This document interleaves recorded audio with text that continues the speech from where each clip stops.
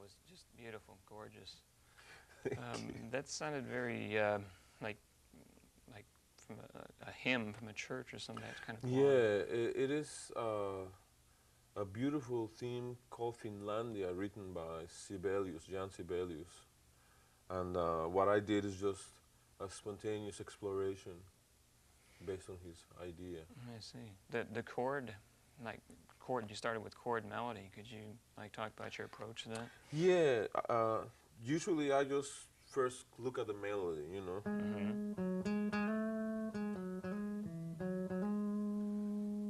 And then I find chords that I like that are somewhat true to what the composer wanted because of the limitations of the instrument and the limitations of my own imagination.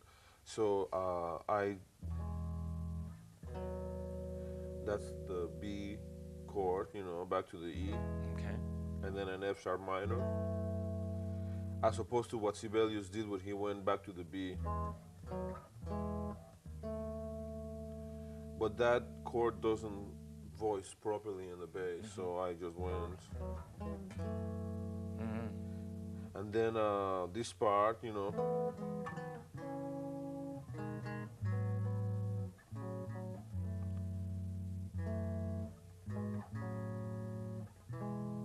Which is an E chord with the B in the bass.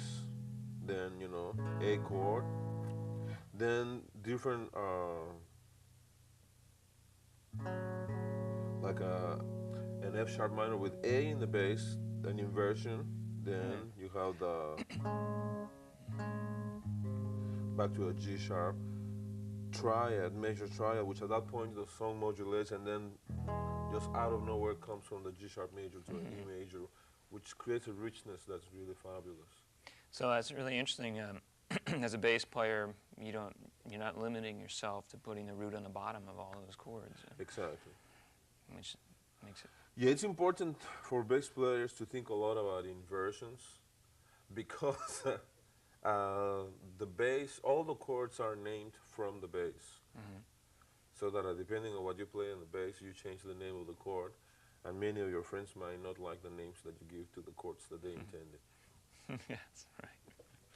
So it's important to take advantage of that beauty of the, you know, the root, the third, and the fifth. And you take a full advantage of open strings too, it seems. Yeah, it's a beautiful thing. I mean, especially when you do something that isn't keys where you have open strings. Sometimes it works to have a different root on an open string, you know, the fifth or the third, but we need to be careful that it doesn't get too low because it gets muddy. Like bass players love to play thirds, you know. That's a D chord, no? The F sharp, you know. And then you go from the F sharp third to the G chord with a G in the bass. But if you do that like down a fourth, you know, with an A, you know, it can be very, very muddy. Right. So that if the orchestration is not accommodating to our idea, there's no shame in giving it up. Or the producers will say, "That's a great idea. Use it on your own solo album, not on this one." Right. You have to be careful about Yeah. your choices. Yeah, a lot of what I'm talking about is from the perspective of recording. Then many times the things that we discover in the studio do apply in live performances also.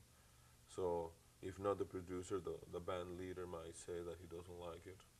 Or if you have really a band in which you are in charge, then try to make sure that the things that you do that traditionally don't work, to see between all of the members of the band together can make them work, to keep furthering the things that we couldn't do before that now